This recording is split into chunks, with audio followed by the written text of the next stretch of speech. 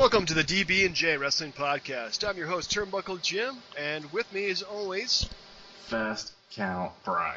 How's it going? As I like to call you, the Rollins to my Ambrose. Oh, as long as I'm not Roman Reigns, because I'm not a really big fan of appendectomies or sports hernias or whatever it was. Sports hernias suck. Yeah, they're pretty bad. Anyway, folks, we got a jam-packed podcast of professional wrestling coming at you. First of all, we have Night of Champions 2014 we're reviewing, followed by that next Monday Night Raw on September 22nd, 2014, followed by our review, retrospective of the Attitude Era continues with ECW Living Dangerously 1998. And finally, our top 5 list and a little trivia scattered around here and there. Yeah, you didn't sound like you're excited about the Raw after. We'll get to that. All right, ready to go through some Night of Champions? Yeah, do you have the predictions that we have? I do have the predictions, and now we're smart enough to write them down. We can actually say who called what before we start going through all this. Let's say the main event, which I'm gonna call a challenge flag in the main event. Well, you know what? We'll have to. We'll get to it. We'll get to it in a second. All right. So, starting Night of Champions, starting up with Goldust and Stardust defeating the Usos, Jimmy and Jay, for the WWE Tag Team titles. A little surprising, don't you think? Not really. I think the Usos were due to drop the belts eventually. Just happened to be a surprising team they dropped it to, because Goldust and Stardust are not my first choice for champions. That would probably be like the Wyatt family, because they need a push. But overall, good match, I thought. Actually, it was probably one of the best matches of the night. Yeah, no, it was. It's just, they were pretty much just relegated to weird promos, and honestly, I can't speak for everybody, but I just didn't really care. I can't think they're just wasting Cody with the whole Stardust gimmick, but, good for them. They're the champs again. I just hope they don't switch the belts back right away. Build up a decent feud. Don't do the Ziggler or Miz thing. Yeah, well, you're spoiling it for the rest of us, but... Sorry. It's alright, man. But yeah, it definitely was kind of, again, odd choice to have them drop the belts, but let's face it, Goldust and Stardust are a good team. They work well together. Have been tagging for over a year now at this point. And we thought they would have been broken up, past WrestleMania. So, this is cool. And I could definitely see this feud lasting a few more months, so I wouldn't mind it. Yeah, but again, you wait for a group like Ascension to get to the main roster. That's all I'm waiting for. Yeah, you and Ascension, you got a really big heart on for those guys. Well, it's they're so good, and how many other tag teams do they have right now that are getting any time on TV? Slater Gator. And then what? Rose Bunny. Oh God. Anyway, so you predicted for this match that the Usos would win. Yeah, I still maintain that they should have. Yeah, well, I got Goldust and Stardust, so that's 1 for me, 0 for you. Yeah, I'm tired of predicting based off what I think is right, because just like it was when I was in the Army, just because you think something's right doesn't mean that's how things get done. Lesson well learned. Next up, we have Sheamus defeating Cesaro, retaining his WWE United States Championship. I thought this was match of the night, man. I don't know what you think, but I think it was damn good. It was much better than I expected. It was, but again, I feel like something, like the pen and the balloon. But I swear to you, I just have no care towards Sheamus being the U.S. champ at all. It's he's good, but shouldn't he be in the main event scene somewhere? I feel like they're not utilizing him correctly. Yeah, I think that's a good point. They really need to have more faces in the main event scene. So yeah, having him United States champion is good to keep him in the card. But yeah, they definitely need to push him up higher, I think. So have some deal where he's walking backstage with the belt and he walks past Triple H, and then Triple H shakes his head and I thought better of you. And then, he gets all pissed off and starts feuding with the Authority or something. Could happen. I don't know. They haven't really done any kind of angles with Sheamus in a while, but this is... Anyway, but yeah, I'm sorry, go ahead. I was going to say, for pretty much what I kind of expected to be a blow-off match, these guys actually, fought. And instead of just, wrestled, these guys brawled. And for Cesaro, this kind of shows the versatility of his talents. Well, they gave them the time to tell a story, and it was just beating the crap out of each other, and they beat the crap out of each other. It was great for what it was. I didn't expect it to be as long as it was, but I'm not disappointed in the match. I think that Sheamus just shouldn't be booked in that way. That's all. Right. Well, at the end of the night, actually, hold on, let me pause for 1 sec. Folks, I apologize for Brian just pausing for a second there. It's kind of annoying and very rude to his fellow podcast buddy. And sorry about that. Like I had left a page up that had some trivia stuff I was going to use, but then it just has those random. I just want to throw stupid advertisements at you. I hate so that. If you want to hear like Highway to Hell follow like a quick field time after school special commercial, I think the fans would not want to know about that. Anyway, so for this match, I picked Sheamus, you picked Sheamus, so that's 1 for you and 2 for me. Oh man, 1 for you, 2 for me. 2 for All you. right. Next up in the card, we have The Miz with Damien Mizdow defeated Dolph Ziggler with R. Ziggler. Oh God, I can't believe using these names. For the WWE Intercontinental Championship. Nah.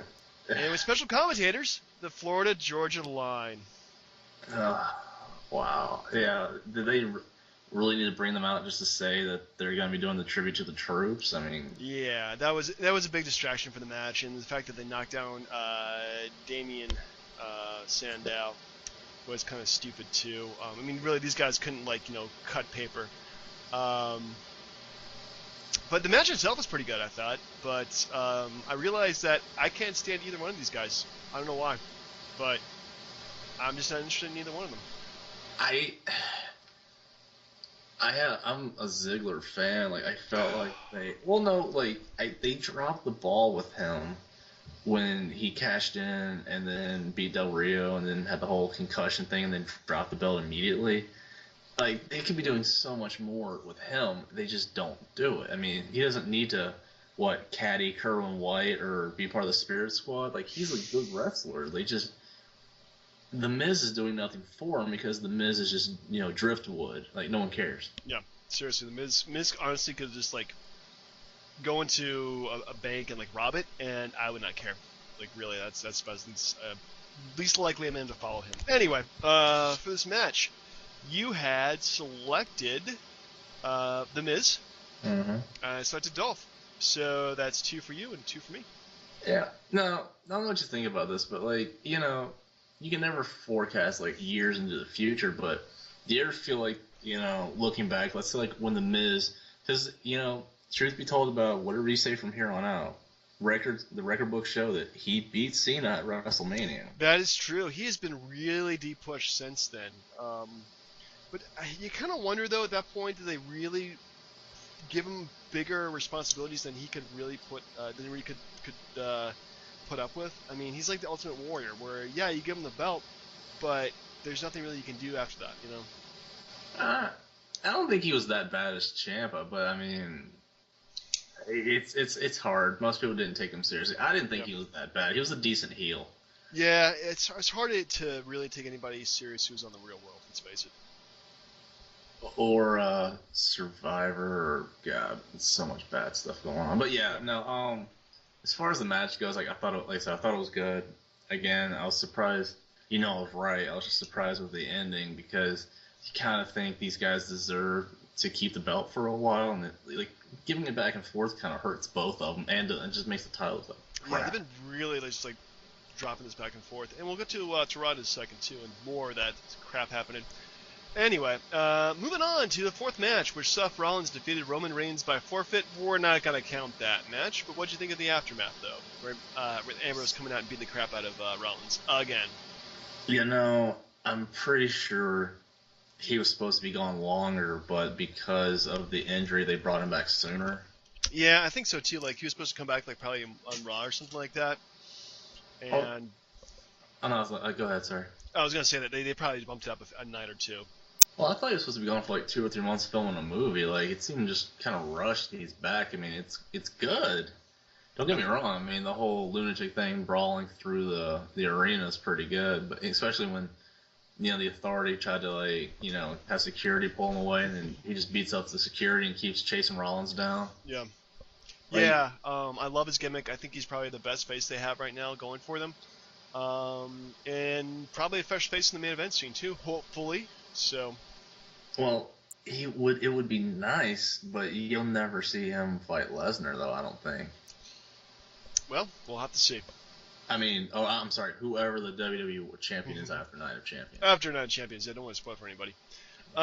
Next up, we have Rusev with Lana defeated Mark Henry via submission in a singles match. Was anybody surprised by this? Really? I feel bad with what I'm about to say, but fans are sheep.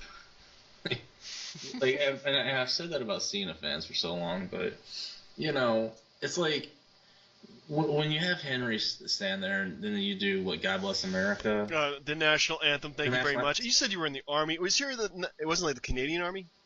Yeah, it felt like it sometimes. No, but no. The thing that gets me though is like you're obligated, to put the hand over the heart or salute and all that. But like it placed into that Patriot thing where like you're like, go get them, USA, USA. I'm like, how many times are they gonna do this?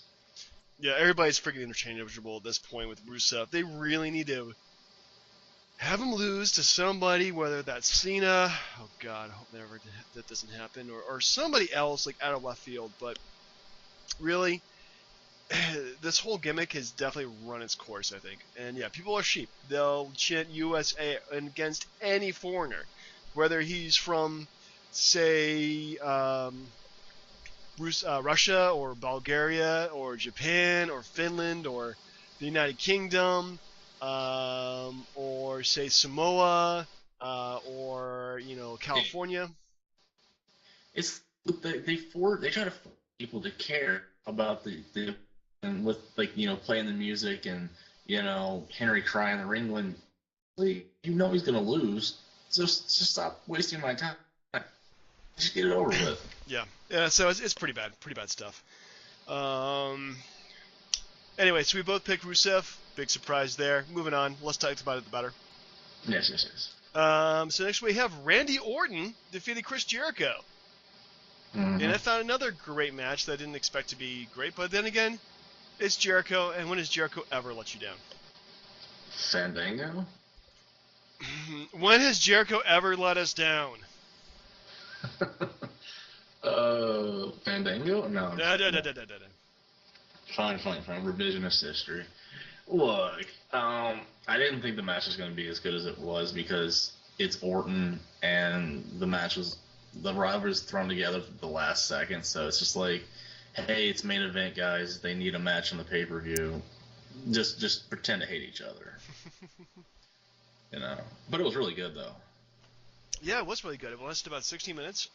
It was all great stuff. Don't remember anything particularly.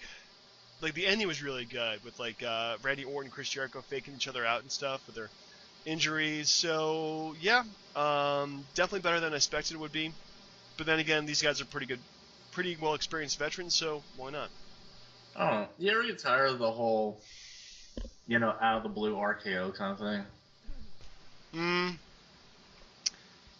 It's one of those moves that you can do out of the blue any single time. You don't have to set it up or anything like that. So, no, I'm not sick of it at all. Well, the way Jericho dove at him is not any way he would have ever dove at anyone. If you're gonna do it, make me think that you were trying to do an original move and not just set yourself up to take an RKO. That part bothered me. Just be a little more creative about it. That's all. Yeah, well. Otherwise, 5-star match. 5-star match. Why not? Match of the night. No, actually, it was right up there with the Sheamus Cesaro match. Honestly. Yeah, you're right. It was. I'm completely forgetting this match happened, but yeah, it was really, really well done. So yeah, actually a few good matches. Actually, pretty much the only thing we'll get to that in a second. The only thing that really let this pay-per-view down was Rusev versus Mark Henry. That was pretty crappy, but yeah, overall, very good pay-per-view. And the main event. Well, we'll get to that in a second. Next up, we have AJ Lee.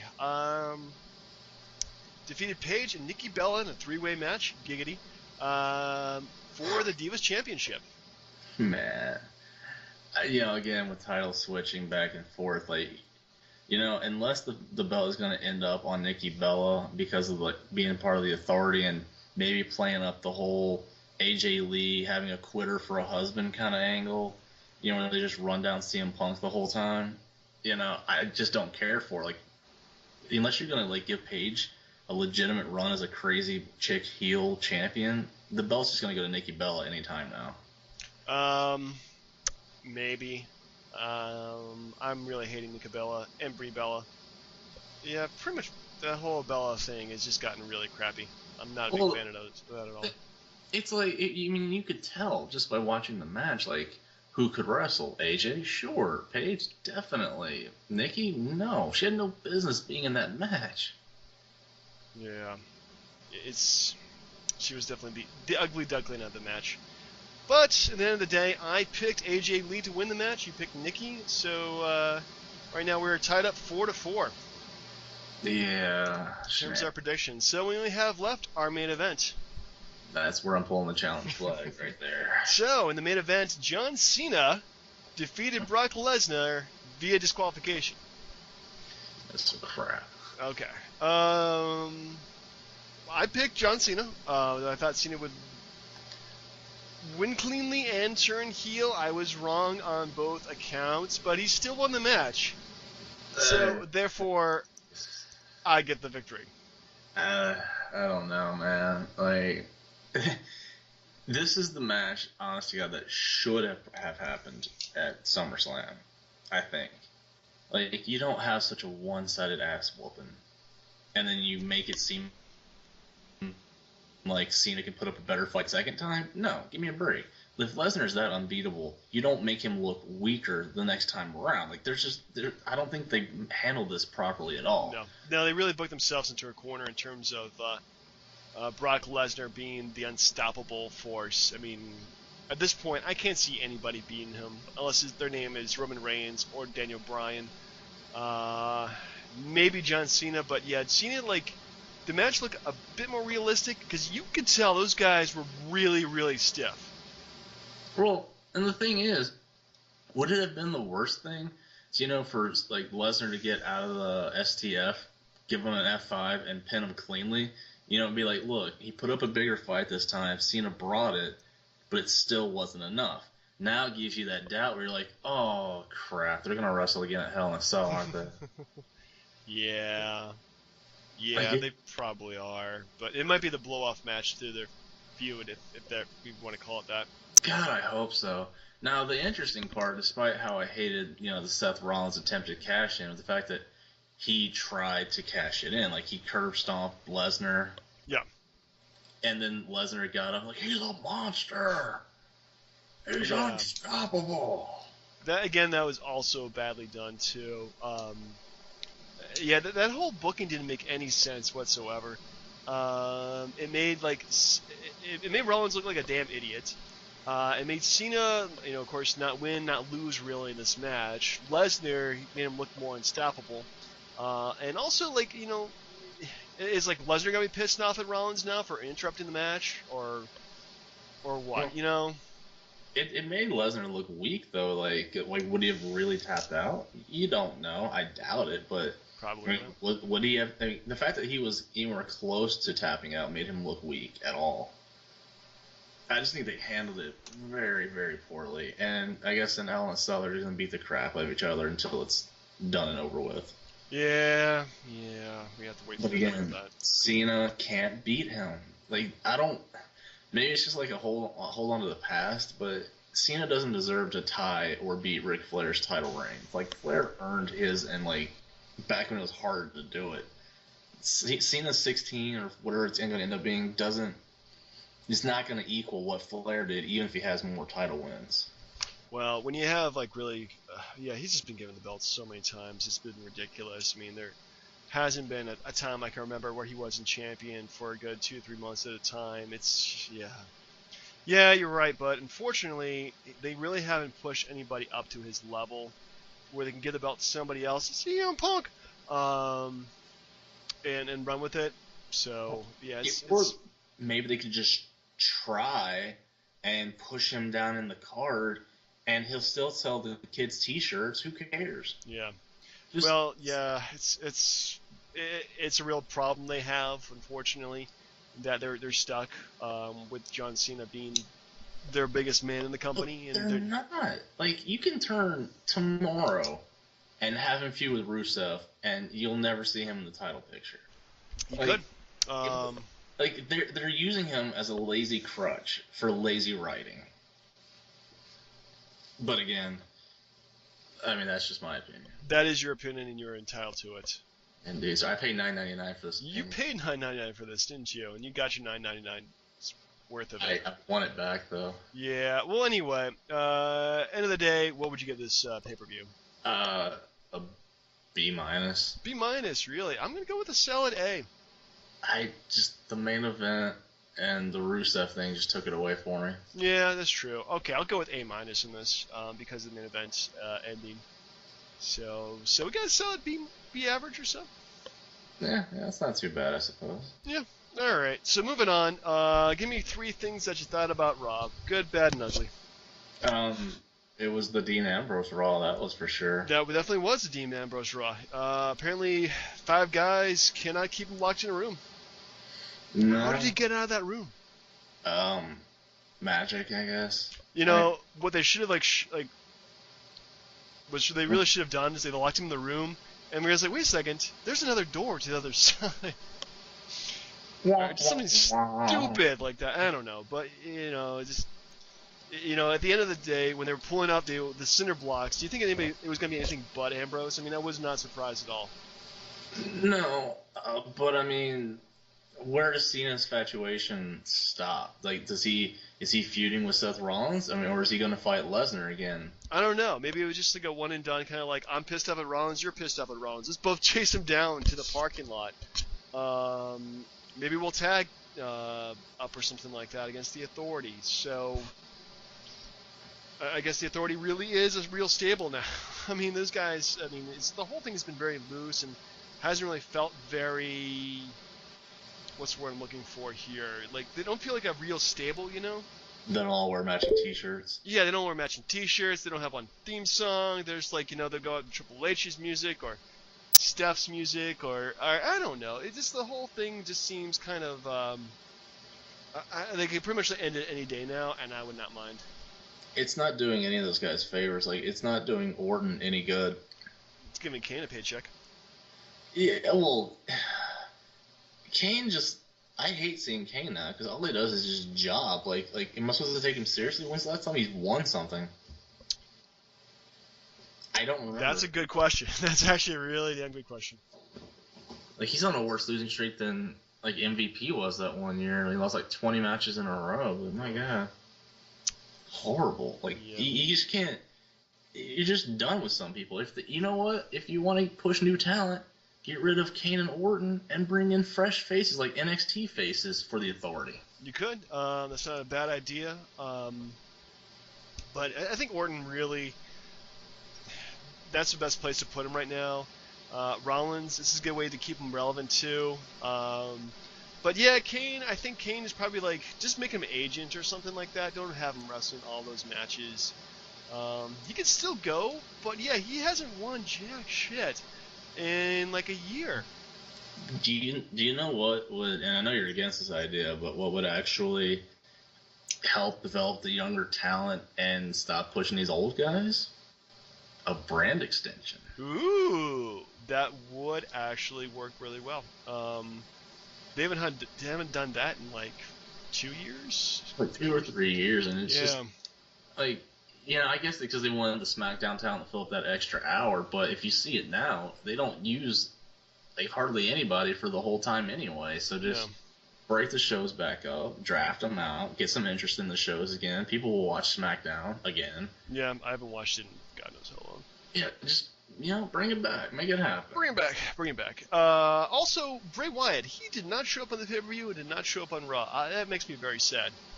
Yeah, he's not doing so hot now. It's like ever since the Cena job, like, it's just looked like crap. Well, he did have that feud with Chris Jericho there, and that kind of just... It was the same like repeat of the Cena feud. It's just, you are our hero, now you are nothing but saying something to the masses and blah, blah, blah. Yeah. Well, and then okay, here's what I don't get: why is Bo Dallas jobbing to Swagger, who will in turn job to someone else? Because know your role and shut your mouth. Fair enough, I don't know, but because Bo Dallas unfortunately is like, he's the upper lower mid card. but what's worse, jobbing to a jobber, or being the guy who's on a tag team with a bunny, and the bunny's more important than you are? Yeah, that's a good question. I'll go with Bunny. Yeah, Adam Rose is just being turned into a giant tool right now because the bunny has more interest than he does.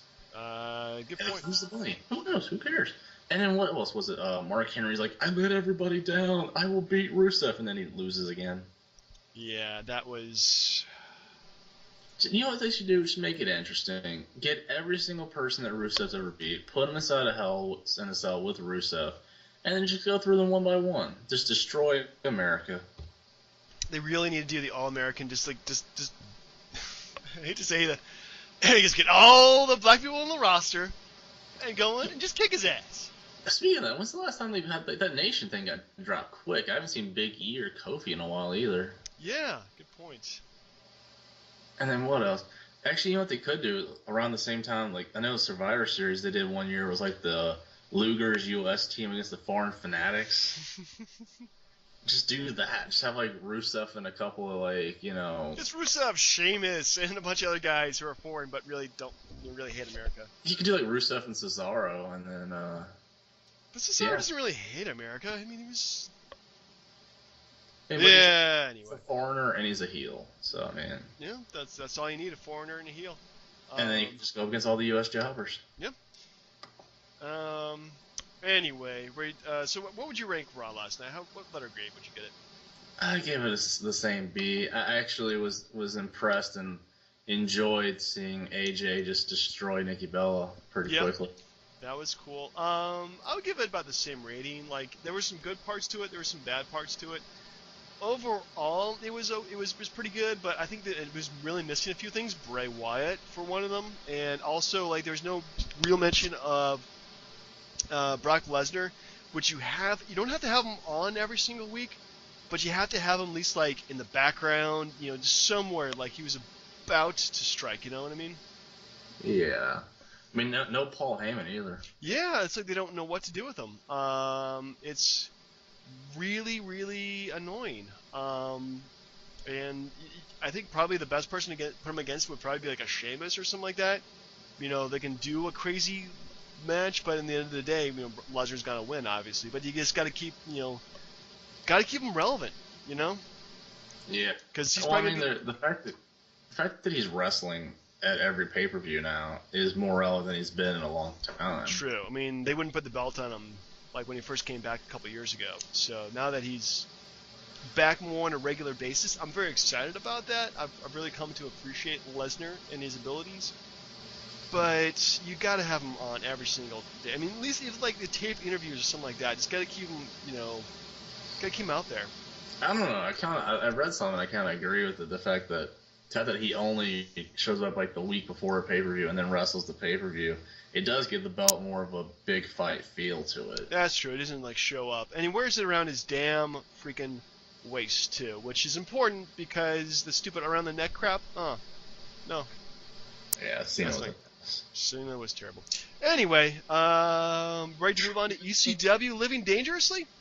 I would like to do a trivia, sir. Oh, I would like to. Okay, let's do some trivia then. Try to stump me. Well, let's see. This one you may or may not get. Okay. But we'll give it a shot. There's only 2 options on that one. Which wrestler, this is during the Nitro era, which WCW wrestler held the most titles at the same time? Bonus point if you know which belts they were. Okay, who had the most titles at the same time? Yes. During the Nitro era. That's correct. Ooh, this is hard. Most belts at the same time. This is kind of stupid, but I'm going to say Bret Hart. That is incorrect, sir. Can you get a redo?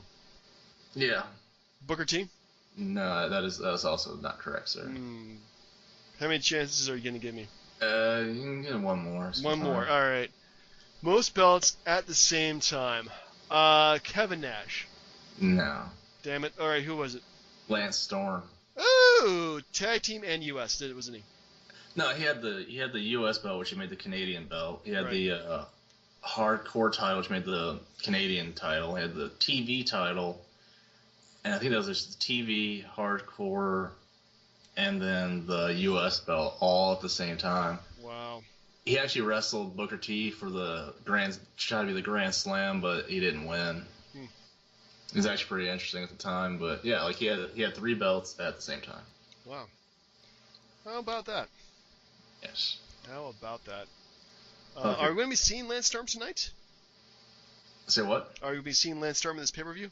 Possibly in a really bad match. But, let's say one last one. This is an obvious one. This will probably like bring it around for you. Now the first winner of the first ever Royal Rumble winner is Hacksaw Jim Duggan. Right. Do you know who won the second one? Big John Studd? That is correct, sir. That was too easy. That was too easy for me. I'm sorry, but up until a certain point, I remember like exactly who won the Rumble, and then once you get to like past 2002, I'm like, huh? Yeah, I got it. Wait, who won the 2003? Oh, jeez. 2003 was won by Brock Lesnar. That is correct, sir. Yeah. And then Okay, I mean sometimes like it's pretty obvious like who won. Sometimes it's not. Yeah. But super quick plug. So last week I was at the bookstore, and I found a cheap copy of The Death of WCW. a cheap copy, man. That's not a cheap copy. That is a rare find, my friend. No, I mean not like in terms of quality, but price, of course. But Did you buy it? yeah, of course. Damn, it's like the... I'm like right before the Nitro stuff that they're talking about. It's not bad. It's a lot of rehash, but there's a lot of stuff that I didn't know about before. So There's a lot of good like rehash of the WCW, like a history of that company. I thought was really good. I actually have the 10-year anniversary copy in pre-order on Amazon. What's different about it? I think they went back and added a bunch of stuff. Damn it. So, Well, well, you live like an hour away. Next time you see me, I'll let you borrow the book if I haven't read it yet. But yeah, The Death of WCW is probably one of the best like wrestling books of all time. Along with WrestleCraft. I haven't read through WrestleCrap, but I've been to the website so many times. WrestleCrap.com, folks. Putting in a free plug for that website. Yeah, of course. Anyway, speaking of WrestleCrap, you ready to review Living Dangerously 1998? Yeah, again, I know we were going through around the same, because you want to do a comparison between... Yeah, I mean, I think... I'm not really sick of going through the WWF pay-per-views at this point, because we left out WrestleMania 14, which is April 1998. Yeah. So I kind of want to do, like, one ECW pay-per-view, one WCW pay-per-view, see... Not really, well, I mean, ECW is not the competition. They're almost like the farm team for the WWF at this point. And WCW unintentionally. But yeah, just kind of see what's going on. Who's doing what on pay-per-view, which is probably not the best indicator because pay-per-view is really not what they're selling this on. They're selling this on the TV. Because that's where the big ratings were. Or not big ratings, but the big money was, and that's where it just didn't care how many pay-per-view buys you had. As long as the ratings beat the other person's ratings, that was good. But now we have, ECW. They really didn't have a competing TV show, obviously. There was, that lunatic fringe on the side who was doing all this awesome stuff, and they were making a big noise in WWF at the time, too, so they got an interest, of course, from, people who, like me, who had never thought they'd watch, quote-unquote independent wrestling, even though it was kind of on the payroll of Vince McMahon. The thing that bothered me is where was there TV that led up to this at all? Like any 1 hour, 2 hour programs anywhere at all? I think they did actually have their own TV show that they taped, and there was build up on the TV show which you watched in the pay-per-view. But I don't think it's available right now on the WWE network, even though it is only $9.99. I just remember as a kid it being so taboo about ECW, like, hey, I got ECW on tape. It's so extreme. But looking at it now, man, just like an oversight of the whole thing. you can tell, for me, I could tell how much of a hand WWF had on this thing. They could trash it all they want, but there was so much WWF stuff all over the place. Yeah, it was chock full of WWF stuff. So let's just go through the matches and don't have to do like really close reviews or anything, but just gonna give us a quick and dirty, extreme view of ECW. One thing I liked about this, Ashbury Park, New Jersey. I mean, it's a small-ass venue, what makes the shows intimate, which makes ECW more interesting to watch. Also, Joey Styles is probably the best commentator ever on wrestling. He's good. I still like Jim Ross better. Yeah, okay.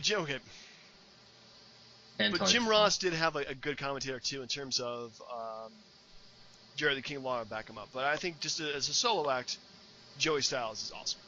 I think Styles would have done a better job on Nitro than Schiavone. Oh, God, they should have picked him up. Well, the thing is, Joey Styles is, like, so married to ECW that he would never have gone to Nitro. Even if they're like, here's $1 million for every time you perform for us, still wouldn't go for it.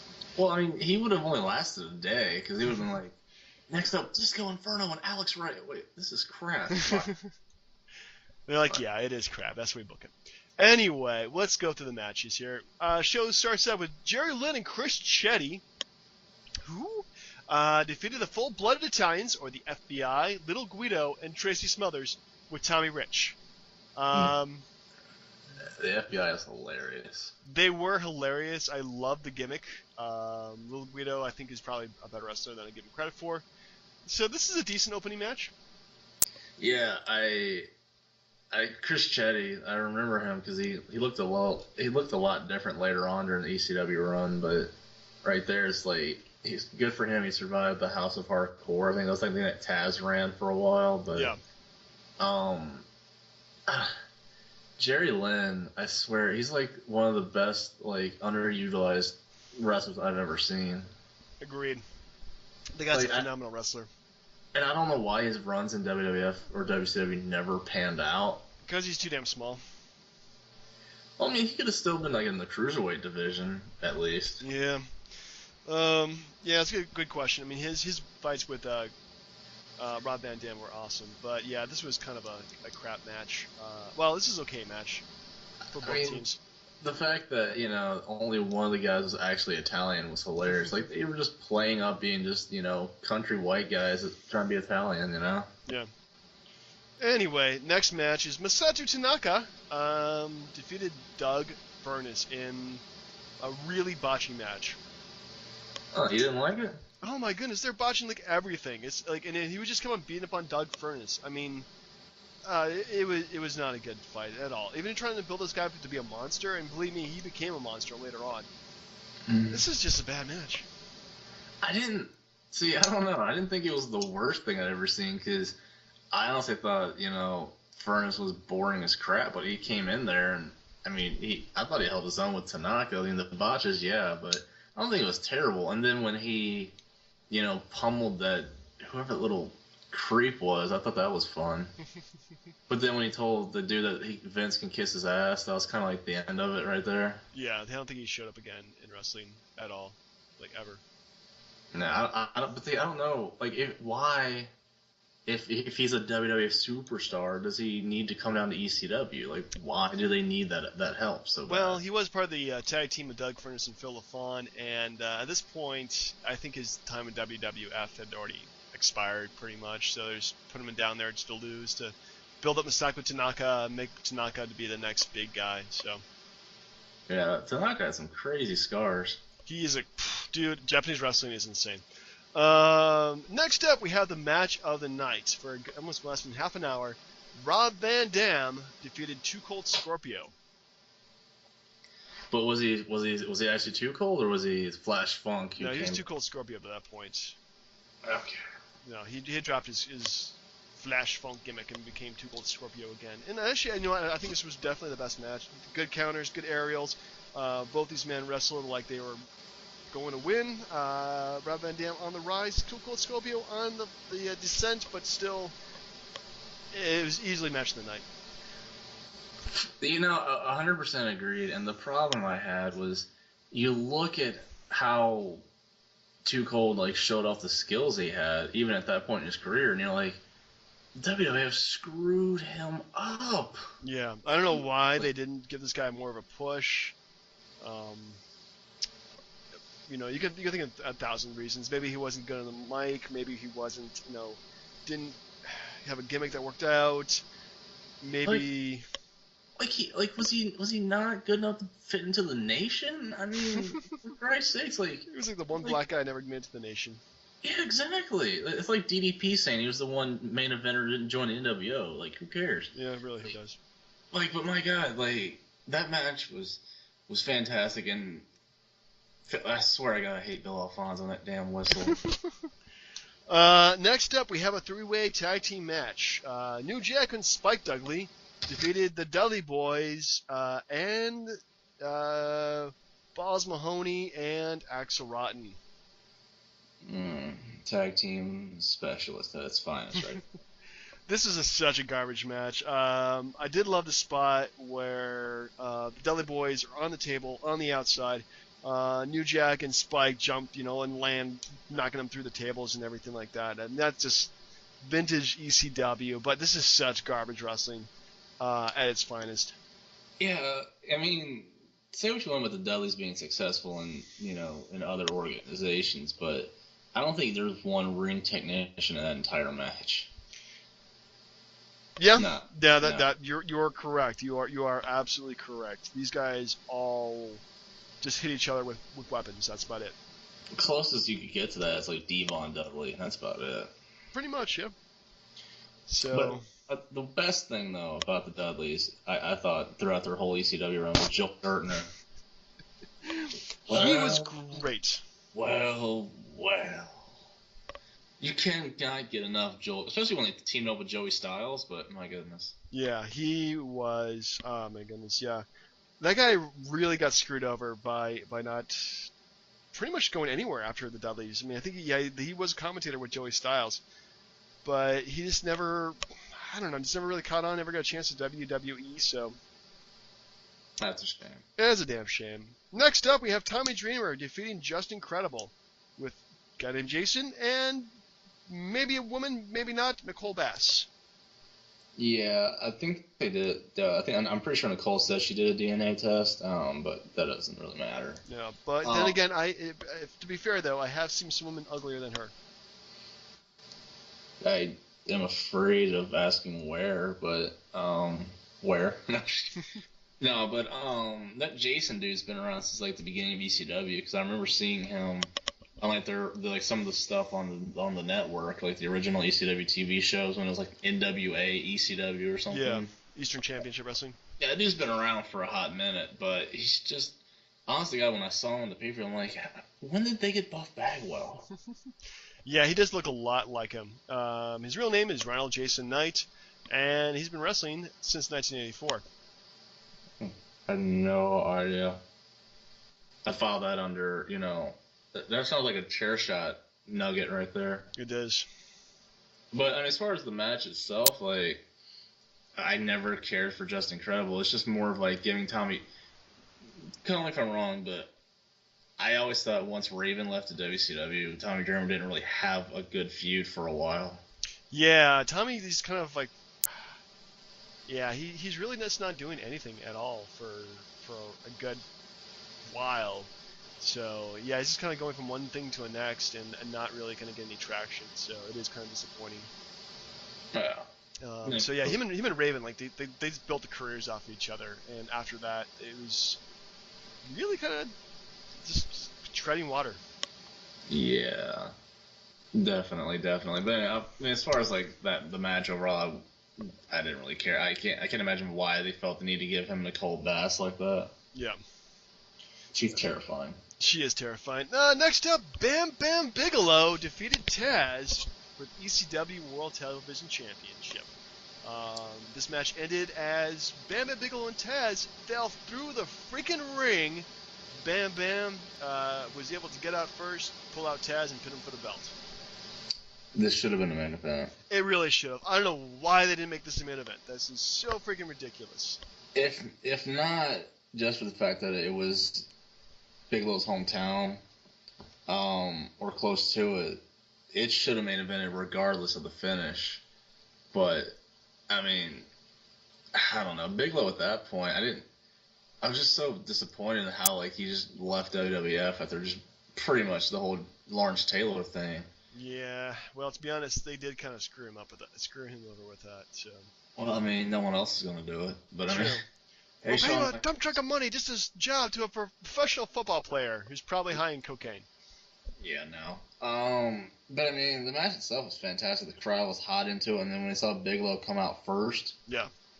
yeah, that was done. Yeah, that was well done. In fact, I think it was a very classic ECW kind of way of ending the match. So it's so extreme, and then they have to because the ring's ruined. They have to show footage where they try to repair it. They show the earlier. You can't show this on TV.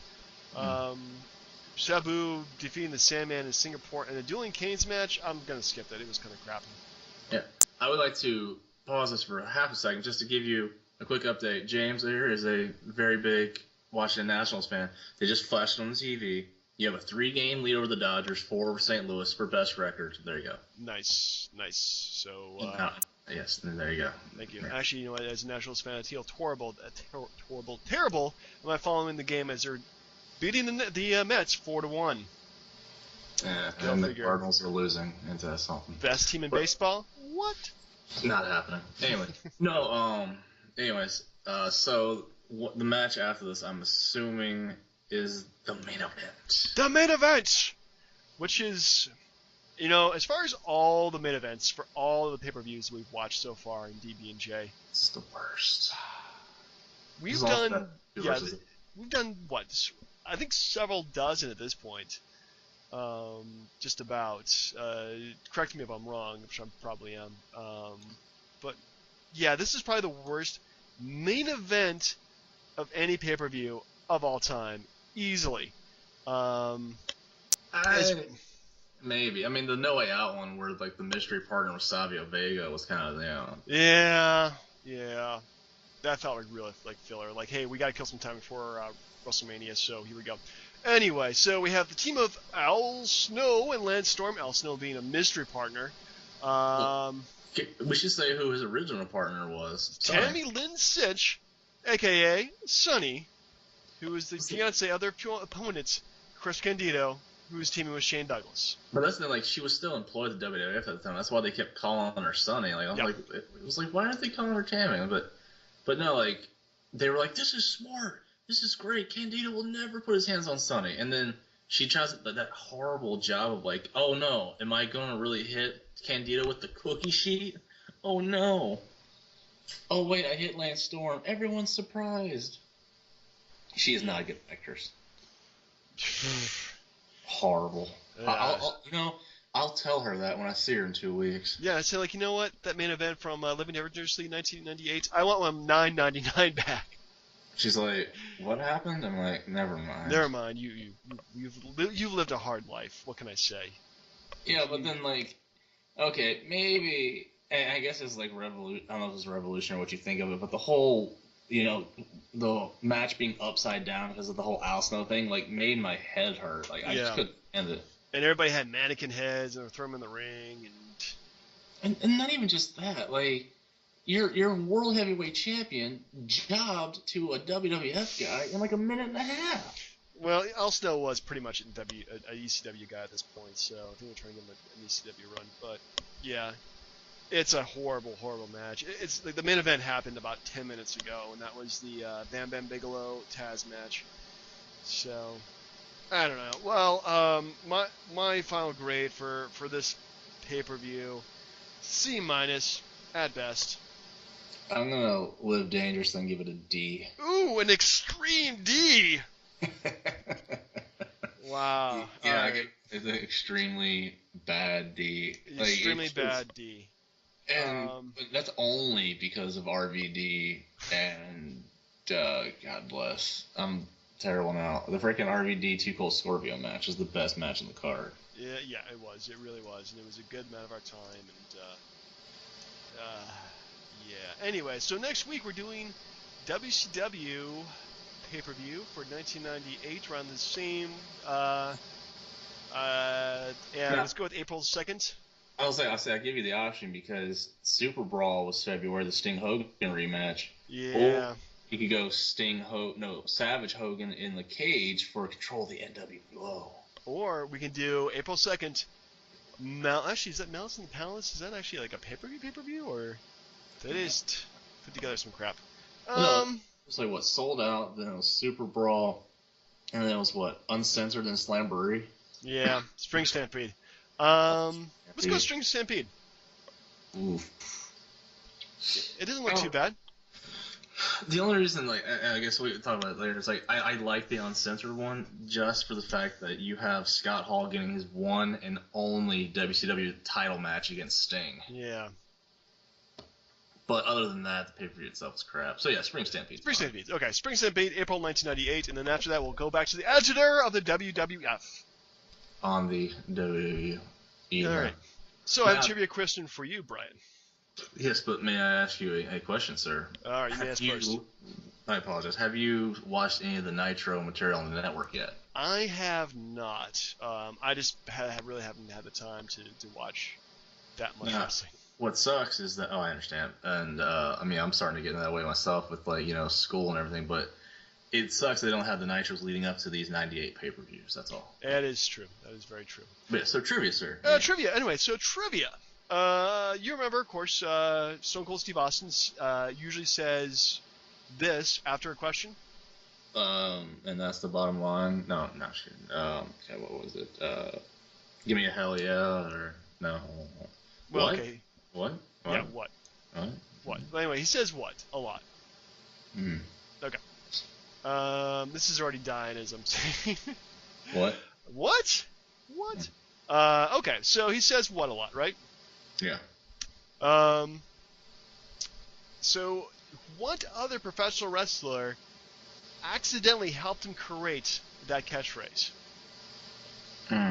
Let me also kind of give you a backstory. Apparently, Stone Cold Steve Austin left a message on this wrestler's voicemail. This wrestler tried to call back. They were talking, the cell phone reception was so bad, they kept on saying, what?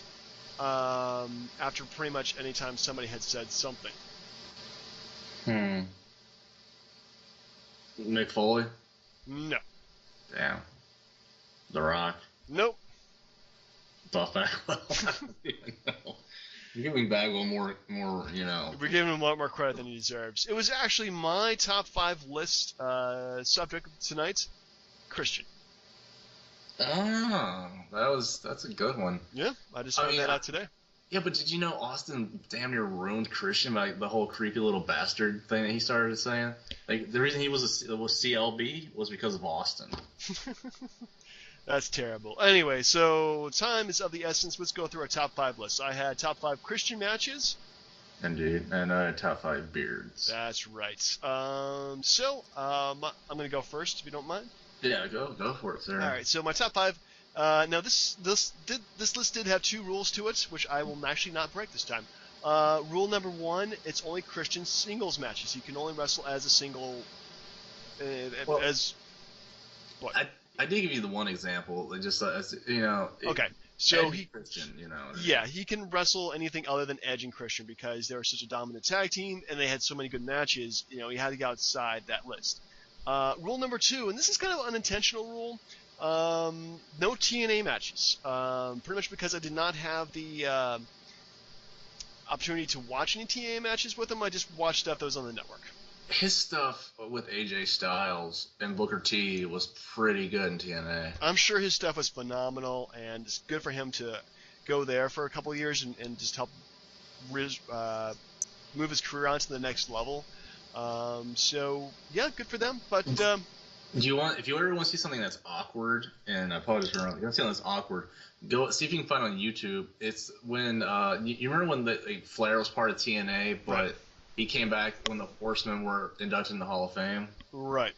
Well, the trade-off for that was when Christian went to TNA and plugged the 10th anniversary of the company. Right. But he was introduced as Christian Cage, and he came out with the Intercontinental title with him. And he was just no, actually I don't think he had the belt, but he still was called Christian Cage. Came out, it's completely awkward. He hated being there. it was actually pretty funny to watch. I was not aware of that. I've been awkward. I know he was a trade-off for Flair coming back there. Yeah. Anyway, where the heck were we? All right, so top 5 Christian matches. So I'm going to follow my one rule. I always follow as much as possible for a top 5 list. My number 5 for him is a recent match, which is Monday Night Raw from this year, March 24, 2014, a 4-way dance for the number 1 contender for the IC title. It was Alberto Del Rio, Sheamus, Dolph Ziggler, and of course Christian. A little surprising, but that's good. Completely forget who won the match, but I remember this being a really good, just 4 guys who pretty much at the top of their game, all of them going at it, and give us a damn good Monday Night Raw match, which we haven't seen in a while, actually, to tell you the truth.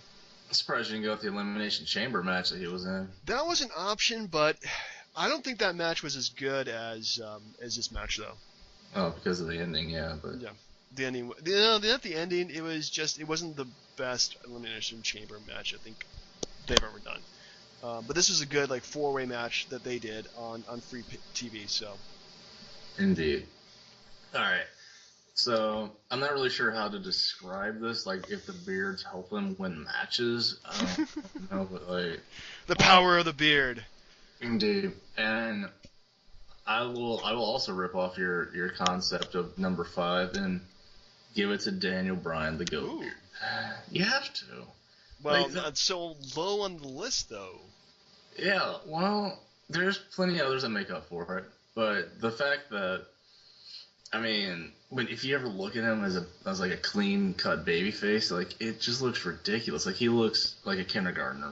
With that goat beard, I think that helped rise up his level of fame. To be honest with you, just a thought. But I think that without the beard, he wouldn't have been as successful. True. I think without the beard, he looks kind of crappy without the beard. Let's just face it. Yeah. Okay, so my number 4 is Christian. After returning from TNA, he went and beat Jack Swagger for the ECW Championship in 2009. Oh, very nice. I remember the belt really didn't mean much after pretty much ever. But still, it was a championship. It was a championship of a brand. I think the only belt they ever had, to tell you the truth, as far as I remember. But I remember the match. It was great. Jack Swagger was relatively very new, but both him and Christian put in an excellent match.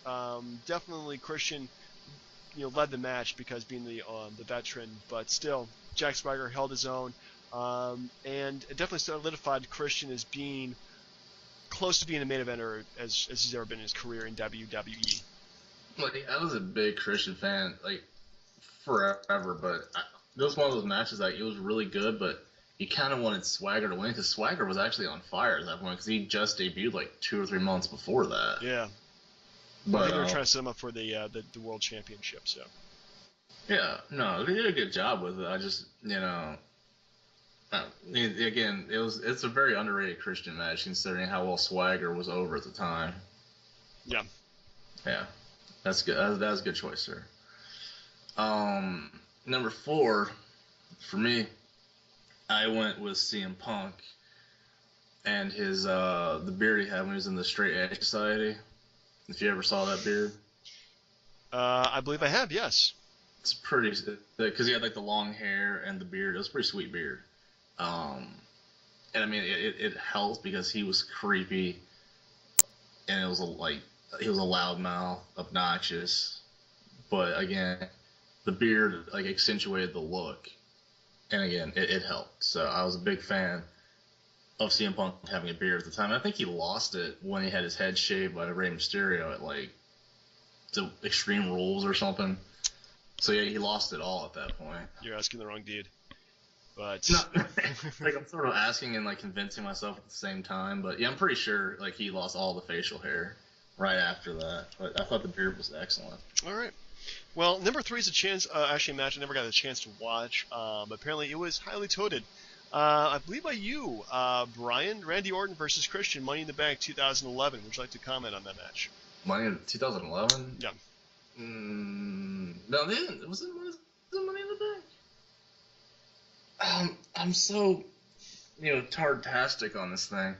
No, they had a pretty decent feud like all throughout because right after Edge retired, Christian fought Del Rio, won the Hmm. belt, and then like the next like 2 days later on SmackDown, Orton beat him for the title, and then it set off Christian into this huge heel mode, and that was like the best match because if I'm not mistaken, they built up Orton to have these anger issues, and if Orton got disqualified, Christian won the belt.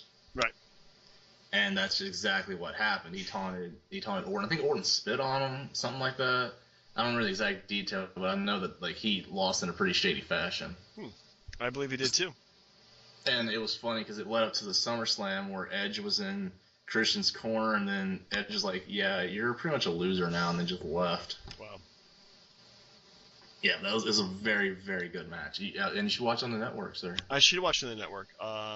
Maybe when I get a chance to, I should go back and watch the matches that are on my list. Indeed.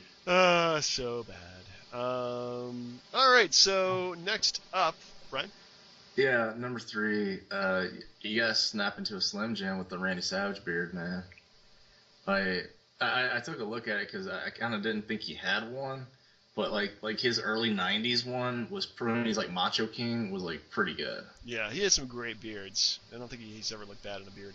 Yeah, like even his late like Macho Madness stuff was. I mean, it seemed a little bit overdone, but I mean, considering how I'm having issues with mine right now, like because it feels a little scruffy. I don't know. I'm not a beard expert. But as far as like again complimenting the look and making the rest of it look cool, I like Savage's beard. Can't It's go wrong like with Savage beard. you hear the scratching in the background. It's like my beard is itchy. Yes, my beard is also itchy as well. Let me stroke my beard. Anyway, moving on. So my number 2 Christian match is actually a match I did go back and watch on the network. I did have the time to do that. Christian versus Chris Jericho, WrestleMania 20. Ah, did you like it? I loved it because I forget the angle, but I think it has something to do with like Trish Stratus and like Chris Jericho was in love with her or something goofy like that. And Well, you Chris, really. I'm sorry. Go ahead. I didn't mean to cut you oh, off. but anyways, they had some great psychology behind this match, and I liked it because number one, it's the biggest stage in wrestling. Christian wins the match, and he beats Chris Jericho. Apparently, they're actually really good friends in real life. I didn't expect them to be like hated enemies or anything like that. But I think their wrestling work is phenomenal in this match. Both of them look $1 million, and you can't go wrong with the ending either. No, it was a very underrated setup because part of it, like 2 years in a row, Jericho was the one who eliminated Christian from the Rumble, and then I mean they were tag champs together, Mm-hmm. and then they had that match where like Lita and Trish against Jericho and Christian, and then you were right because Jericho was interested in Trish, and then Christian wrecked the whole thing, and at the end, not only does he beat Jericho, but he makes out with Trish. He's so good. He's such a bad guy. He's a CLB, right? He's a creepy little bastard. Indeed. Yes. Anyway, so your number 2 beard. $1 Million Man. Ooh, yeah, man. Yeah, He would look really weird, clean shaven. he would. He would look like his kid. Ugh. Yeah, that's right. He looked like 10 years younger. Yeah, it's not good. But DiBiase, like the beard, you say it accentuates the look for every one of these guys, but for him, the attitude, the money, the jerk thing, everything he had going was without the beard, he would have just it wouldn't have sold it for me at all. Like he had that look of like he was experienced, like he looked mature, like this. He looked awesome. That beard was kick ass. Yeah, no, it was definitely a good 80s yuppie beard. Yeah. So he looked like, yeah, he pretty much could be like, this really rich guy, and he's got the classy beard to go along with it, too. I mean, even in the '90s when he had like it was darkened a little more and he was in the NWO, it still wasn't that bad. No, definitely not. And my number 1 Christian match of all time, Christian versus Alberto Del Rio for the World Championship. Very, very well done, sir. Sorry, excuse me. Because this is the first time Christian had won a major belt in the WWE. He was a guy who would pretty much be on the undercard for most of his career. From up to that point, he was always like Intercontinental Champion, never World Champion. Never saw him as champion, And I mean, to be honest, if Edge had not been hurt, they probably would not have given this opportunity to Christian. Right. But at the end of the day, they gave him this opportunity, and he went with it. And it was actually like, I mean, everybody, because Edge had retired in such a crappy way too. I mean, his retirement speech on Raw like brought me to tears. I think. You have no idea, sir. Oh my goodness, I'm sure you're crying like a 5-year-old girl. I was done. Surprised you're still with us.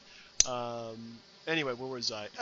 So anyway, but yeah, giving him this opportunity and the win and the victory and everything, this is pretty much like his best moment. And I know he loses the belt, soon after this, gains it back, loses it again soon after. Never really becomes champion again. And unfortunately, a very overcrowded world championship scene. But still, just him winning the belt, just give him the opportunity, shows how much respect the WWE finally gained for Christian. The whole thing backfired, I think, because like the fans wanted him to win so bad, and then when he did, and he lost it 2 days later, the fans hated Randy Orton, even though he was a face at the time. So it backfired so badly that they had to make Christian heel. Yeah. And like the match itself was phenomenal because I didn't really think Christian was going to do it, and then he did it. It was really freaking good, sir. All right, so number one, sir. This one's gonna come a little bit out of left field for you. So, number one beard, Santa Claus. I'm serious. All right.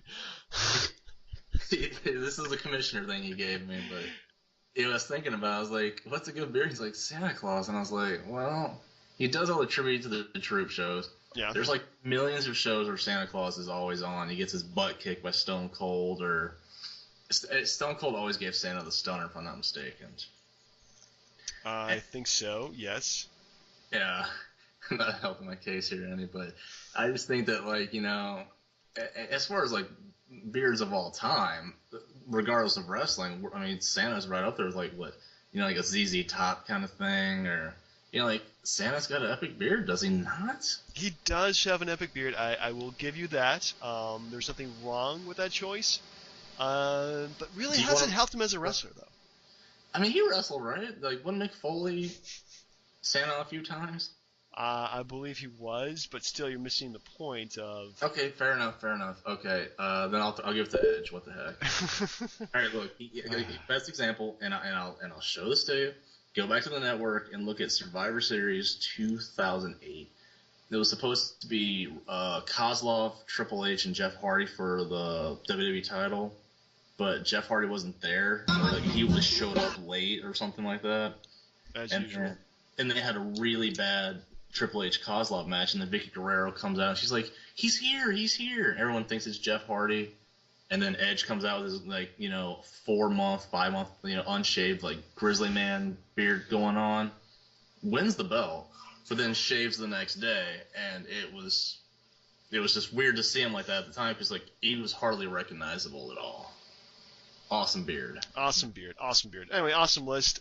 Good job. So yeah, my top 5 list for you for next week. Uh-oh. And this is gonna be kind of hard, or easy, depending on how you want to think about it. The top 5 years in professional wrestling. Ooh. Oh, I'm not getting a wrestler, or no? No. You get the whole damn thing. The top 5 years being a wrestling fan. Fair enough. All right. Now, did you want to share this one, or did you want to give? Because I had a list for you. So. Yeah, I'll take your list. I will take your list because I don't want to do my own. All right. I thought about this very long. This is a very good one. Top 5 Dusty finishes. Ooh, man. And of course, to explain to our audience, if anybody's still listening, you poor bastards.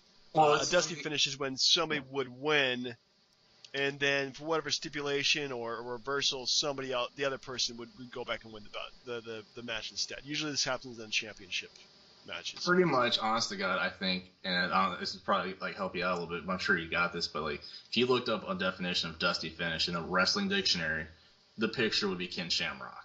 Yeah, Ken Shamrock is definitely the king of Dusty finishes. For shame. Poor guy. Poor Indeed. guy. Anyway, for the DB&J Wrestling Podcast, this is your host, Turnbuckle Jim, turning in. Fast Count Brian, it's been a great week. See everybody next week. Next week, everybody.